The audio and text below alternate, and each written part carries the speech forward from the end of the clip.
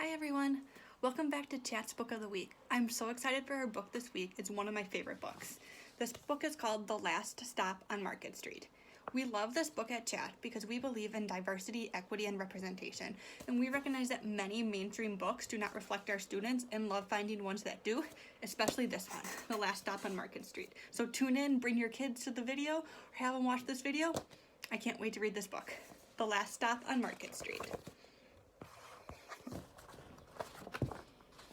As you remember, talk about the title, Last Stop on Market Street, the front of the book, and the back of the book, because those are so important literacy complements that we need to talk about so our kids understand the difference between back, front, title, author, and page. Let's get started. The Last Stop on Market Street.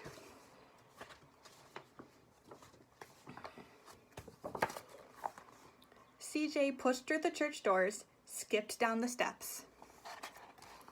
The outside air smelled like freedom, but it also smelled like rain, which freckled CJ's shirt and dripped down his nose.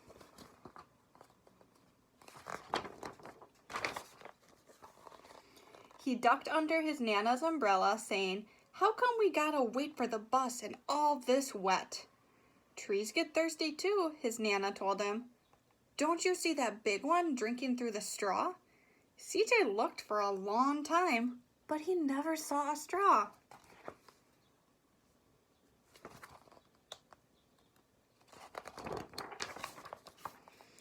From the bus stop, he watched water pool on flower petals, watched rain patter against the windshield of a nearby car. His friend Colby climbed in, gave CJ a wave, and drove off with his dad. "Nana, how come we don't got a car?" Here they are, waiting for the bus.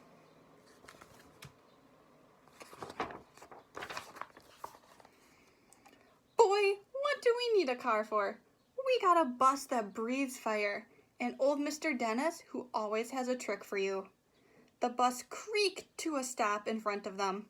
It sighed and sagged, and the doors swung open.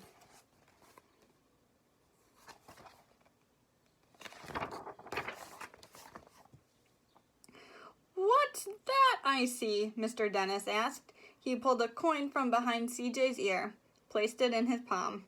Nana laughed her deep laugh and pushed CJ along. They sat right up front. The man across the way was tuning a guitar. An old woman with curlers had butterflies in her hair. Nana gave everyone a great big smile and a good afternoon. She made sure that CJ did the same.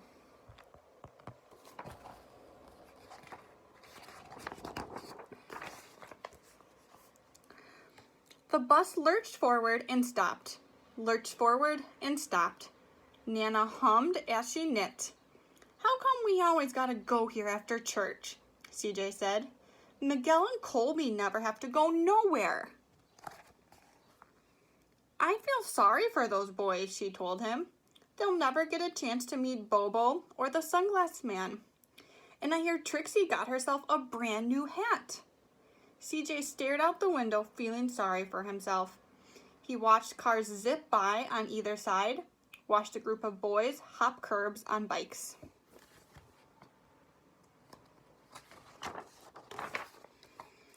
A man climbed aboard with a spotted dog.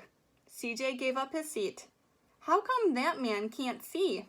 "Boy, what do you know about seeing?" Nana told him. "Some people watch the world with their ears." "That's a fact. Their noses, too," the man said, sniffing at the air. "That's a mighty fine perfume you're wearing today, ma'am." Nana squeezed the man's hand and laughed her deep laugh.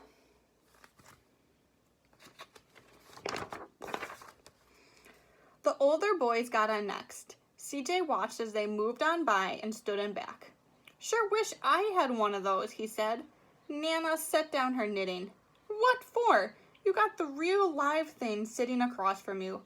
Why don't you ask the man if he can play you a song?" CJ didn't have to. The guitar player was already plucking his strings and beginning to sing.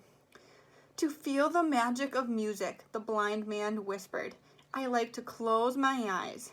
Nana closed hers too. So did CJ. the spotted dog.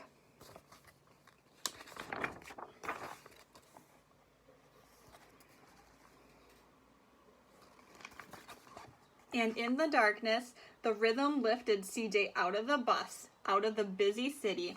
He saw sunset colors swirling over the crashing waves, saw a family of hawks slicing through the sky, saw the old woman's butterflies dancing free in the light of the moon.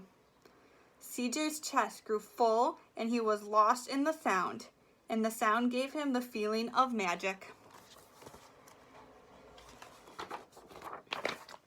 The song ended and CJ opened his eyes. Everyone on the bus clapped, even the boys in the back.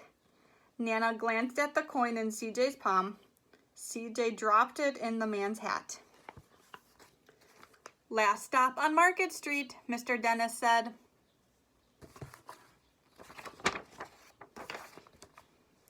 CJ looked around as he stepped off the bus.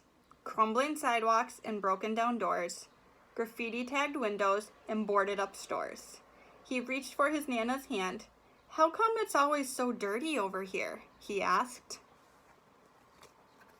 She smiled and pointed to the sky. "Sometimes when you're surrounded by dirt, CJ, you're a better witness for what's beautiful."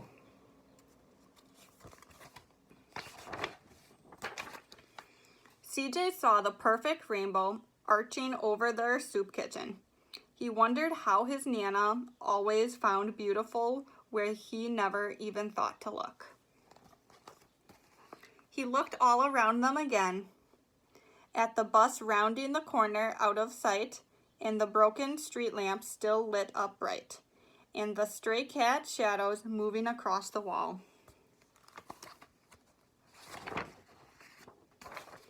When he spotted the familiar faces in the window, he said, "Nana, I'm glad we came."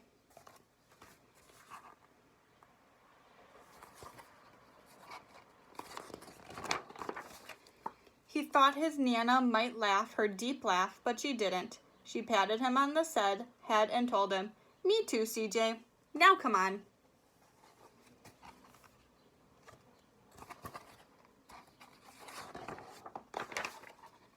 The end. What a great story. As I said earlier, this story is such a great book because it talks about so much diversity that a lot of books don't talk about, that we don't always see. So this is a great one to introduce to your son, your daughter, or your students, to just show the diversity and representation that we have here in our world. It also can talk about all kinds of different adjectives. You can talk in all those different verbs that are in the story that aren't as common. It's a great way to work on your students' vocabulary. So thanks again for tuning in for Last Stop on Market Street. We'll see you next time. Have a wonderful day.